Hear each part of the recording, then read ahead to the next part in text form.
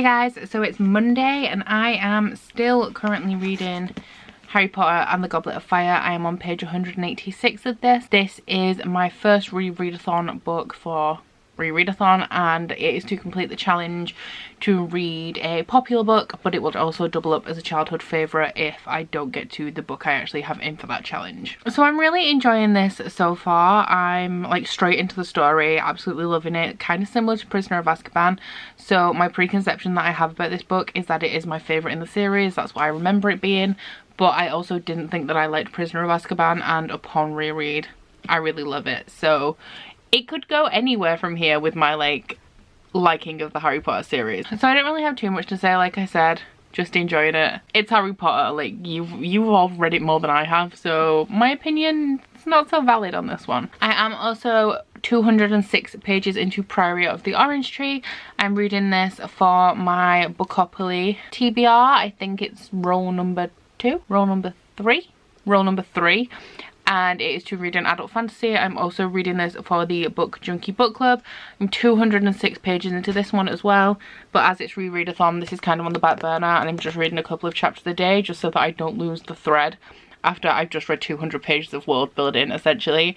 So I'm liking this so far, but the whole 200 pages I've read was pretty dense, and I'm excited to actually get into some plot and a bit more action. So that's all I'm currently reading at the minute. My 2 weekly goals this week, if you watched last week you will have heard that I'm knocking it down to 2, are to try and get into bed just a little bit earlier and sort of start to wind down instead of going to bed like really late and then wanting to read but going straight to sleep. So I'm aiming to be in bed maybe around 10, not like sleeping but like reading and doing less intrusive disturbing things like scrolling through my phone or being on my laptop. So I didn't do that last night, but that's okay because like Sunday's the last day of the week for me, so I'm hoping to be in bed early tonight. However, my boyfriend wants to stream Fortnite, so we'll see. I'm just gonna like try and gradually do it. I just really want to, you know, just get into bed at the end of the day and just be real calm and chill. And my second one is to try to learn how to focus a bit better. So I find that when I'm reading, my mind will be wandering onto what I'm going to be doing next.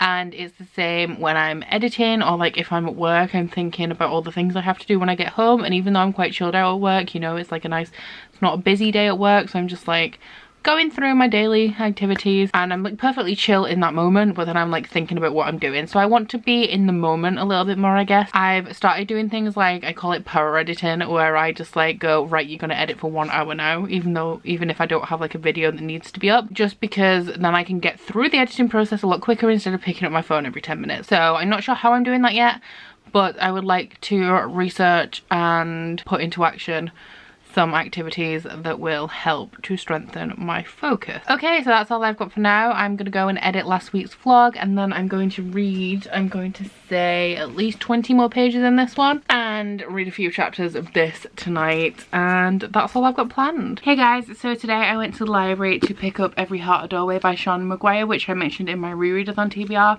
I said that it was on hold at the library and I was hoping that it would come in, and I checked today and it was there. So I'm probably definitely going to be reading this week now that I have it. It is only 180 pages, but this is one of the books for my second chance prompt because I didn't love this. I think I gave it 3 stars when I read it in the audiobook format. I really don't like the narrator for this first book at least. So I'm kind of excited to give this another chance because I felt like the audiobook really hindered my experience, but at the same time, I feel like the premises of the like even numbered books in the series are more interesting to me, because from what I can gather, the even numbered books are prequels that take place in the Portal fantasy worlds, and the odd numbered books are like a continuous storyline. So for those of you that don't know, the Wayward Children series follows children who once were in different portal worlds like Narnia and have sort of been torn away from that and brought back to the real world, and they are having difficulties acclimatizing to being back into reality, and they are sent to Eleanor West's home for wayward children, where they all sort of try and rehabilitate. There are lots of different worlds. There are like Candyland worlds, there are like gothic worlds, and that is the aspect of this story that interests me the most, but you don't see that. These are very short, the novellas, and you don't see that in the first book, which is disappointing because that's the most interesting thing to me. Like, what are all these portal worlds like that they go to? So I know the second book, Died Among the Sticks and Bones, is set in one of those portal worlds. It's like a weird gothic-y one, I think. And I noticed that my library system does have the second book. So I think even if I don't like this one rereading it, I may try to read the second one because it does take place in one of those portal worlds, so I can test if my theory is correct that I would prefer them in the portal world as opposed to in the real world. So for a reading update, I am on chapter 21, which is page 317 of Harry Potter and the Goblet of Fire. I'm about halfway now. I'm having a bit of a self-care evening this afternoon. I've been doing a lot of streaming since we were featuring that video, because now we actually have an audience on Twitch. But to be fair, like, streaming, it can kind of like go on forever, and I haven't been sleeping as much as I should. Over the weekend I was waking up really randomly. Like, I think on Saturday I woke up at 9:15. No, Saturday I woke up at 7:30, which is earlier than I wake up for work, and so I haven't been getting as much sleep as I should, considering I've still been going to sleep at like 1 in the morning. So I'm having a self-love day. I'm having a mostly no screen evening. I'm going to try and read because I'm in the mood for reading. So I'm gonna go get a shower. I'm going to wrap up in my PJs. I'm gonna grab all of the cushions from all around the house and stack them in bed so I can have like a burrow. And I'm going to read at least one more chapter of this, and then I may skip into Priory for a couple of chapters, or I'll continue and read a big chunk of this one.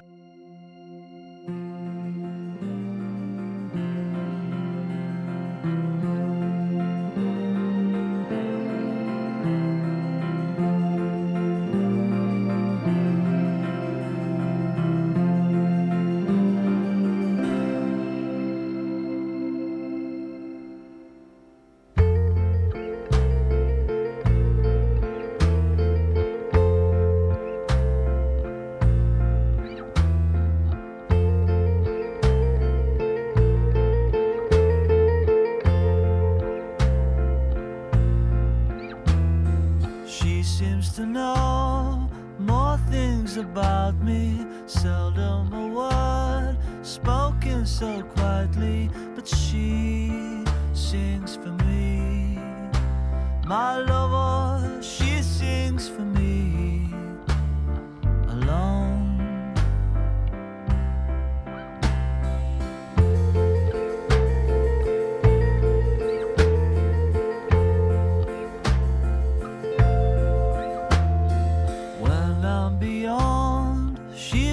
The color when we're apart, she's even closer. Okay guys, so I was not prepared to vlog right now. I've literally just walked in from work and I had an Amazon parcel. Problem is, I haven't ordered anything off Amazon. So this is what I have.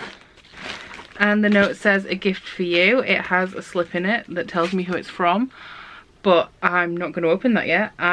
What the fuck is this? I have no idea. So I also have another gift receipt here that I'm not going to look at yet. And I got this thing, which I had literally no idea what that is. And this, which could be a book. So guess we'll have a look what we've got. In bag number 1, we have a bear that says happy birthday, but it's not my birthday. So we have a bear. That's it for bag number 1. Bag number 2. What's in bag number 2? I'm so confused. Bag number 2 is a book, okay? And it is, dun dun dun. It's not coming out with the bag is what it's not doing. Record of a Spaceborne Few by Becky Chambers. So, who is this from? I'm really scared. from Rachael. Why? So who's that from? That just says enjoy your gift. Where's that other slip gone? That's just Rach. I'm so confused. Okay, so my note says, I don't know what my booktube life would be without you, and I'm just so glad I met you. Sending lots of love and hope this year is smashing, babe. Rach. Thank you so much, Rachael. Although it still isn't my birthday. I'm gonna message her and get on that, but this was cute. I loved it. Thank you. Hey guys, so I wasn't going to update today. It's midnight on, well, Friday morning technically. But I just finished Harry Potter and the Goblet of Fire and oh my god, I loved it. I'm going to be real with you guys now. When I started rereading these, having not read them since I was a kid, I was fully on the bandwagon of like, yeah, I like Harry Potter because it was a huge part of my childhood. I was there during the Harry Potter phenomenon. I read the last 3 books in the years that they were released, I think. I had to catch up on the first 4. So I was there for that. I was there for all of the movies. We went to see them on release days. I remember I went to see, I think it was Goblet of Fire. When I had my tonsils out, I was off school for 2 weeks and my mum took me in the daytime when there weren't a lot of children around. So I wasn't at risk of infection and I could still go on the day it was released without having to be surrounded by loads of people, which I couldn't be after my operation. And yeah, I was there. I was there for all that. And I enjoy Harry Potter, but I don't love it with my whole soul like everybody does. And I went into this series and I was feeling, especially after the first 2, that my feelings were right.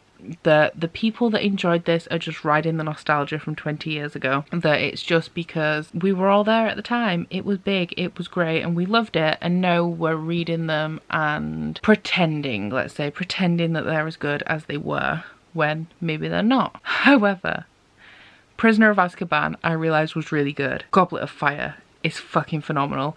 I went into this expecting it to be my favourite in the series because it's my favourite movie, and I had some sort of feeling, like just in my gut, I knew that Goblet of Fire was my favourite from when I was a kid, and it still is. It is so damn good. It is so complex. The complexity of some of the characters in here, the themes that are brought in that don't make sense to children. For example, there is a character in here who was put on trial for assisting the Death Eaters, and I don't know if he did or he didn't assist them, but he essentially doesn't have a trial. He's just deemed innocent because he's a sports player, and that's something that happens in life. Like, we're just seeing all the things now with R. Kelly coming out, and there's been lots of things with football players in the UK for quite some time, and it does happen. Like, people turn a blind eye because you're famous. It definitely has its flaws and there are definitely problematic elements, but just the way that this is the turning point in the series and where things start to get dark, I absolutely love. And I'm really excited to get to the rest of the books in the series now and just like really see how I feel about them, because this just blew me away. I did not expect to enjoy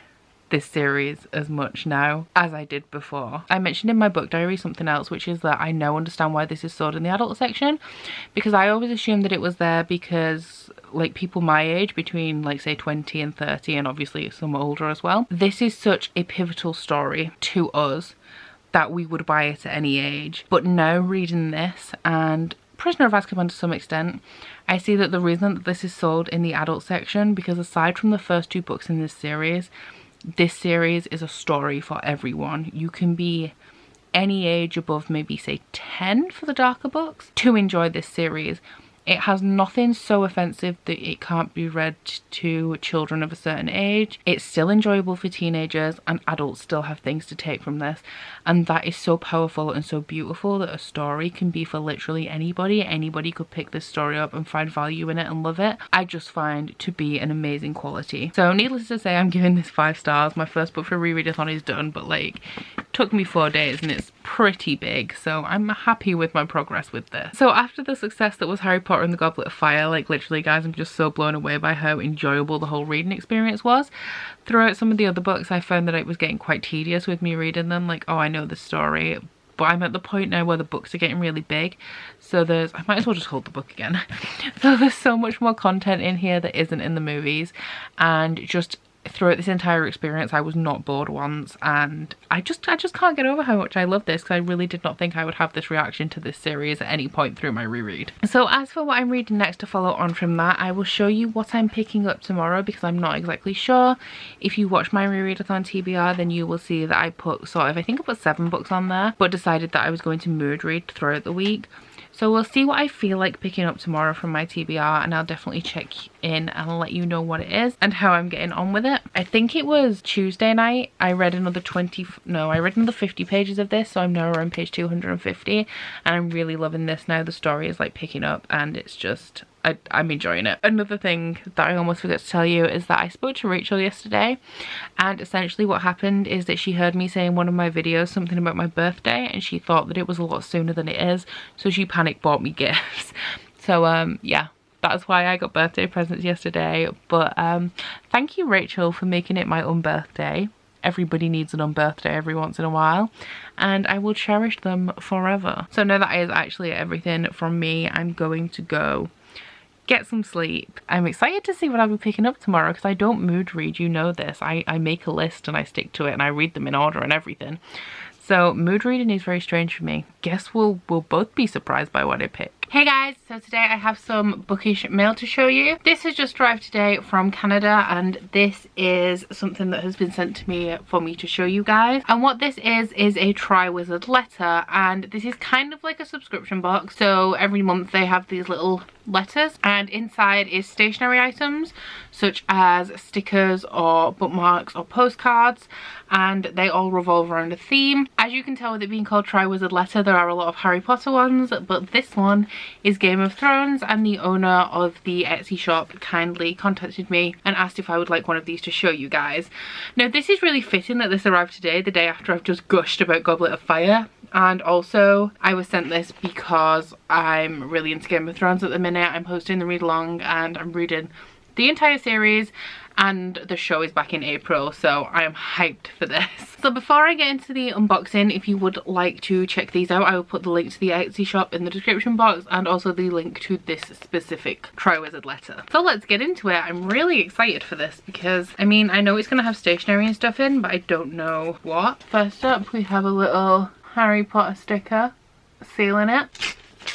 So let's crack it open. Okay, so first off we have a sheet of paper that tells you everything that's in it that I'm not going to read yet. And I can see something quite big, which is, ooh, this is beautiful. Okay. So this is a print of Daenerys and her dragons, which is just stunning. Oh, this is awesome. Okay, so this is great for me.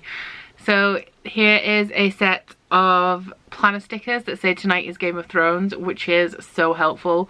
Well, not helpful, but like so useful to me because I have a happy planner and I'm actually going to use these because I do like a combination of planning ahead for my day or week and like memory planning.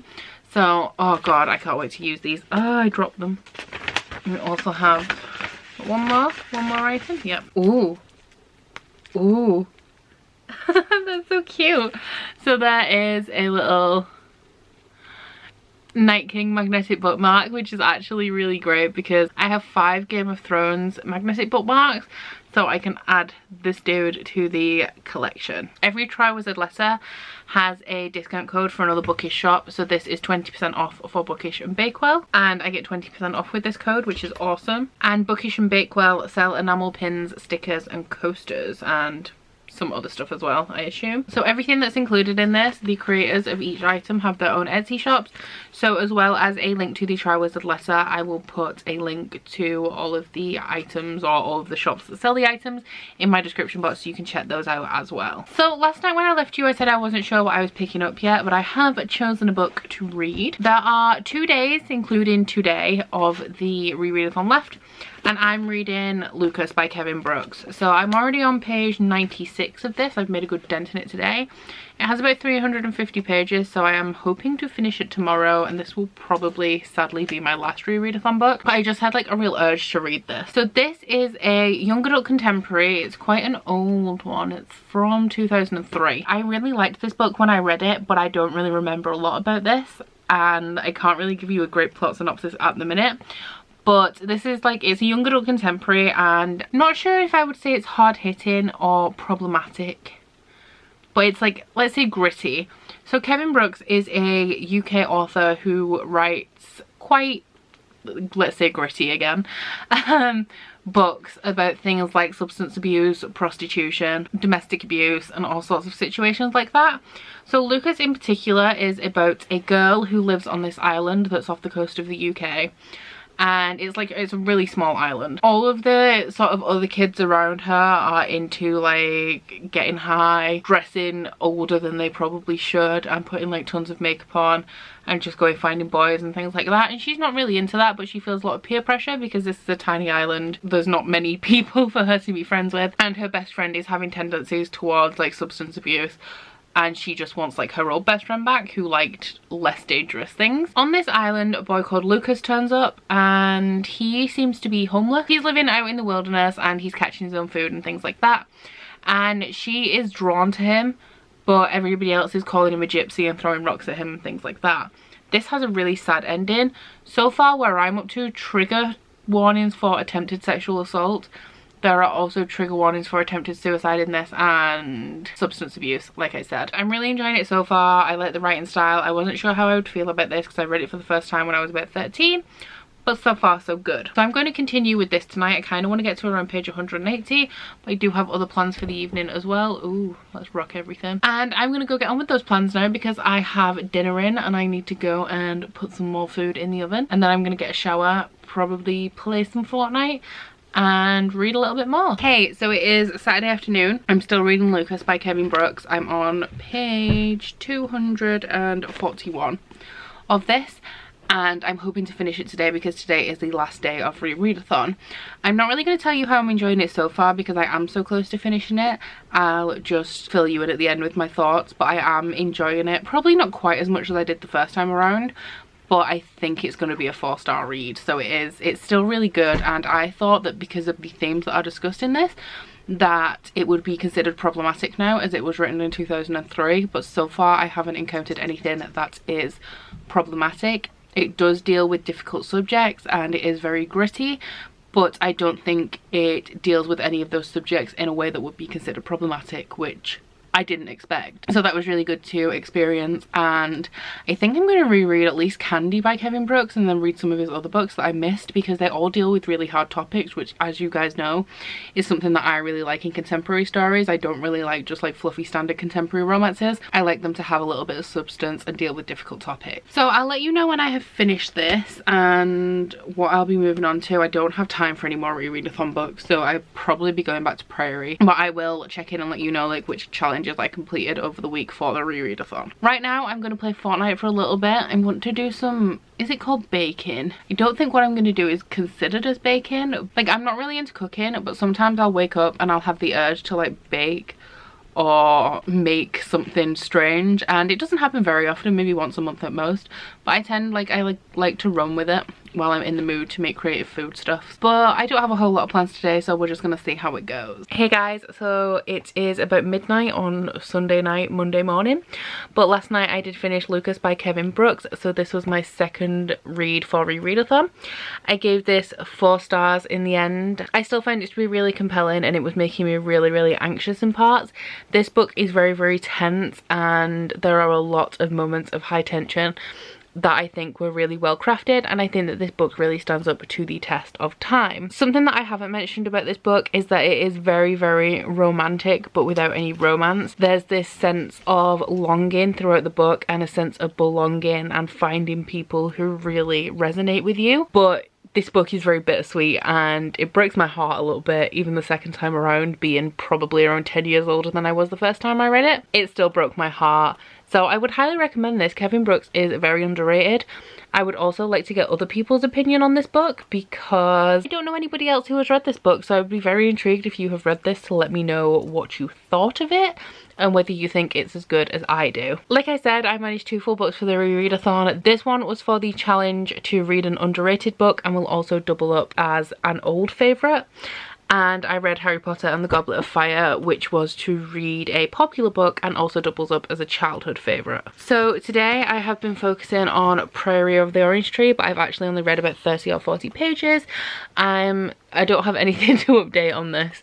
I'm still enjoying it. It's still really good, and yeah, I've not really read enough to update you on my feelings really. So today I've been to the gym, we went for lunch, and I just finished Umbrella Academy, and honestly guys, it has been a long time since I've stand a show as hard as I stand Umbrella Academy, but what was that ending? So yeah, Oh, the ending. I was actually screaming because it was so frustrating. If you've watched it, I'm sure you can relate. So for my weekly goes this week, I had the goal to be in bed by 10 every night, and that went out the window. I failed that one miserably. I think maybe 3 of the 4 nights of the week I was in bed early. The rest of the time I've been going to sleep at like 1. That's like my new bedtime, 1 AM, which is just fabulous. And the second one was to increase my focus, and I've done that to some degree. I've increased my focus a little bit, maybe not as much as I intended to. But that, I feel like, is very much a work in progress. You can't just increase your focus overnight. It's like reprogramming your brain.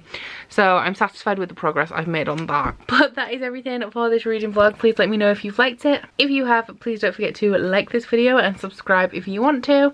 But that's it from me today, guys. Bye! Oh, you bite your friend like chocolate. You say you will go where nobody knows, with guns hidden under our petticoats. We're never gonna quit it, no, we're never gonna quit it, no.